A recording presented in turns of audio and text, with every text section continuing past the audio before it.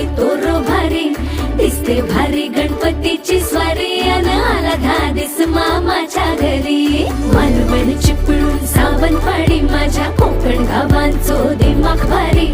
दिसते भारी गणपतीची स्वारी माझ्या कोकणा वाटे तुम्ही वलवा गाडी धमाधमान हाका गाडी माझ्या कोकणचो रस्तो नागमोडी कारी नाही